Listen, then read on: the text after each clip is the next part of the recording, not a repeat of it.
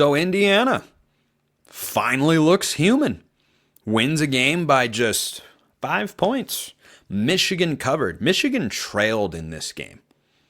They trailed by 2 touchdowns, and yet they had a drive at the end of the game to go down and win. Now, I felt a sense of optimism for Michigan going into this football game because I watched Davis Warren against Oregon the week prior and thought, yeah, he's a lot better than he was early in the season.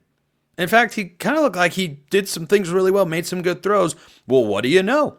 Michigan, with a competent passing game, hangs around with Indiana. And I don't think the formula per se to beat Indiana has been laid out, as in they didn't do anything we didn't already know would work. Anytime you have a high-powered, high-flying offense, what slows that down? It's a great defensive line. It's a great pass rush. We saw it as recently as the national championship game last year. Washington had the best passing attack college football has seen since 2019 LSU, and yeah, Michigan took it away. 13 points in the national championship game. Why? Well, Mason Graham had one of the best singular games in a national championship a defensive tackle has ever had. The best that I have seen, frankly, since Nick Fairley with Auburn all the way back in 2010. They were just wrecking the game. Well, Mason Graham was there on Saturday, and Kenneth Grant was there on Saturday, and Isaiah Stewart was there on Saturday, and guess what? Yeah, it wasn't as easy. It was not as easy for Indiana to move the ball. So I don't think there's a new formula for how to slow down this Indiana offense. Now, those detractors of Indiana who will say, they haven't played anybody. Look what happens when they played even a semi-decent team. They've got a lot of fodder this week, and you can continue believing that.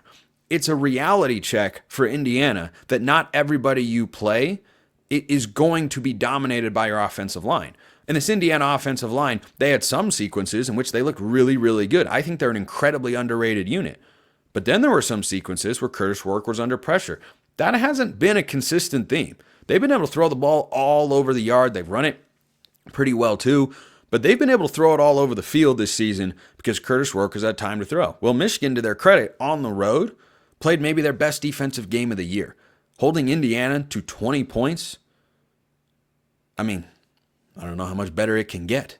In fact, it hasn't been better for anybody so far. So the question becomes for Indiana, how do they adjust? Someone found a blueprint that I think we knew in the back of our minds, but laid it out pretty clearly. The question for me is not how are they going to play next week, or how are they going to do this, that, and the other thing. They've got the bye before they play Ohio State. My question is not, does Indiana know how to make these particular adjustments? What about Curt Cignetti leads you to believe, I don't know if that guy can make adjustments. I don't know if he can do this, that, and the other.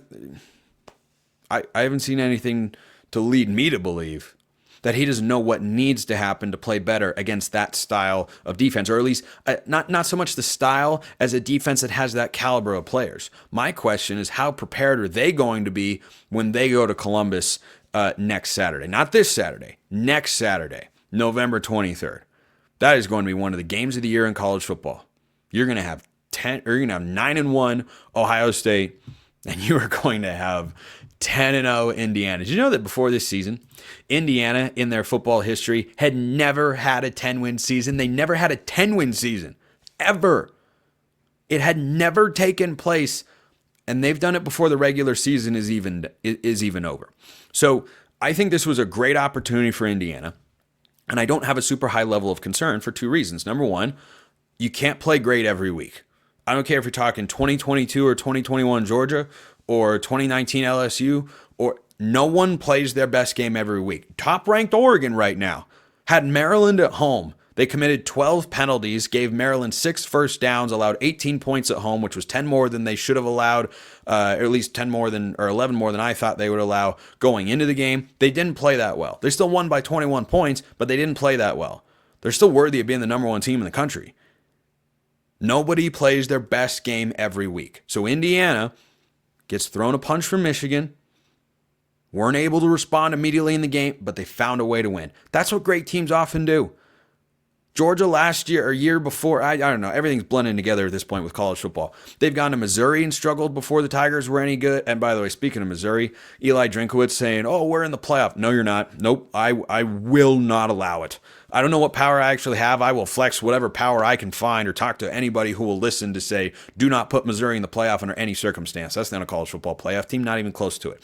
So Georgia has struggled with a subpar Missouri team. Georgia has struggled with Kentucky for several years. Sometimes you just have an off day. So my concern level on Indiana is not particularly high, and they've got the bye week now to try to make those adjustments that they need to make, whether it's schematically or technically with how their offensive line was playing. That's for the coaches to decide. Then they go play Ohio State on the road. I don't think I'm under or overstating things to say it's the biggest game in the history of Indiana football. So they struggled, but I wasn't all that worried about it. And I had the same thought about Boise State because the same premise applies. No one's going to play their best game every single week. So this game also wasn't quite as close as the final score indicated. Like Boise State had a 14-point lead late in the contest, and then Nevada got a big touchdown and whatnot. Nevada did some nice things. Jeff Choate's doing a really good job. Really good job with Nevada. They've been competitive in games that they shouldn't have been competitive in. They pushed SMU to the brink earlier this year. They played Boise State tighter than most thought they would.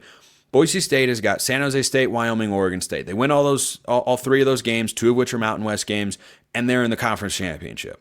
And if they win that, they will be in the college football playoff here. Ashton Jeanty went for over 200 yards and 3 scores because, well, he's Ashton Jeanty, and that's just kind of what he does. But I again bring up Boise State in the same vein as Indiana. I don't want people to overreact to, wow, they only won by this much. Wow, they only did that. Yeah, it's going to happen. You worry about it if it happens more than once in a row. If it's 2 bad games in a row, if it's 3 bad games in a row and they're scraping by. Think about Miami. Okay, these two teams right now, after one game in which they didn't blow somebody out, they're not on Miami's level. I said earlier this week when I reacted to the Miami game on Saturday that I wasn't all that surprised they lost to Georgia Tech. Why? They'd been playing with fire for a month and a half. I know they beat Duke by 22. They were trailing by 11 in the third quarter. The Hail Mary against Virginia Tech, the comeback against Cal. You can't do that over and over and over. Indiana and Boise State aren't doing that over and over. Now, if Boise State goes out this week and they play, let me pull up their schedule. They play San Jose State, who's not a great team. They won at Oregon State last week, but San Jose State, they're okay. If they go to San Jose and struggle again, then I'll turn my head and go, hey guys, what's going on? Maddox Madsen, are you still turning the football over there? Because if you don't do that, then you have the opportunity to just hand it to Ashton Jeanty, which is one of the most successful plays statistically in all of college football. So I'm not worried about him yet. I'm poking my head out the window, but I'm not climbing out the window to go intervene in the conflict that I'm witnessing. I'm just keeping my eye on it, seeing how it plays out. Appreciate everyone listening. I will see you next time. And until then, hope you have a wonderful rest of your day.